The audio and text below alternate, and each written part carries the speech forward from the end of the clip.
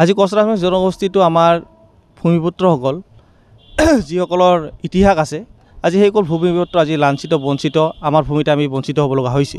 কাৰণ এটাই যে আমাৰ যি চৰকাৰৰ পক্ষ আছে, যি চৰকাৰ নাহক কিয় সেই চৰকাৰে আমাৰ কোচ ৰাজবংশী জনগোষ্ঠীটোক সদায় তেওঁলোকে পুতলা হিচাপে ব্যৱহাৰ কৰি আছে। যেতিয়া ভোট আহে, ইলেকশ্যন আহে, ভোট বেংক হিচাপে তেওঁলোকে আমাক ব্যৱহাৰ কৰি আছে। কিন্তু আমাৰ প্ৰাপ্য অধিকাৰৰ পৰা সদায় আমাক বঞ্চিত কৰি আহিছে।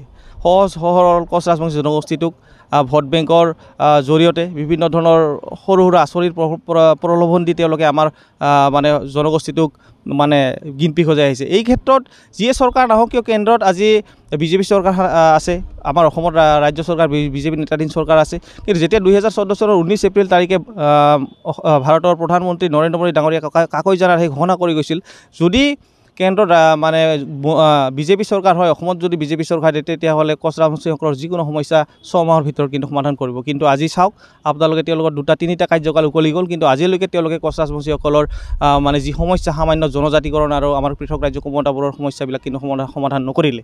এই ক্ষেত্ৰত আমি সকীয়াই দিব বিচাৰিছোঁ যে বিজেপি চৰকাৰক অতি শীঘ্ৰে সময় থাকোঁতে আপোনালোকে আমাৰ এই যি বৃহত্তৰ কোচ ৰাজবংশী জনগোষ্ঠীটো আছে, ভূমিপুত্ৰী কোচ ৰাজবংশীসকলক জনজাতিকৰণ মৰ্যাদা প্ৰদান কৰক। কাৰণ কিয় আমি দেখিবলৈ পাইছোঁ যে আমি জনজাতিকৰণ মৰ্যাদা যেতিয়ালৈকে নাপাব, আমাৰ কোচ ৰাজবংশী জনগোষ্ঠীৰ ৰাইজ সদায় শৈক্ষিকভাৱে, অৰ্থনৈতিকভাৱে আৰু ৰাজনৈতিকভাৱে আমি পতানা হৈ থাকিম, আমি বলি হৈ থাকিম।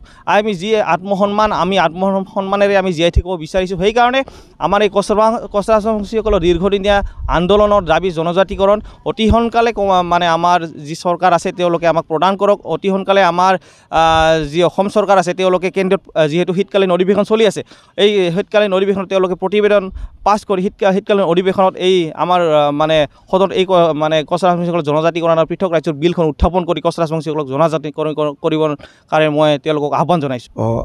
আমাৰ আক্ৰাছু কেন্দ্ৰীয় কাৰ্যনিৰ্বাহী মতে মৰ্মে আমাৰ যিটো 3 ঘণ্টীয়া অৱস্থান ধৰ্মঘট আজি আমি বিজনী মহকুমা কোচ ৰাজবংশী ছাত্ৰ সন্থাৰ উদ্যোগত আমি মহকুমা কাৰ্যালয়ৰ সন্মুখত আমি আৰম্ভ কৰিছোঁ।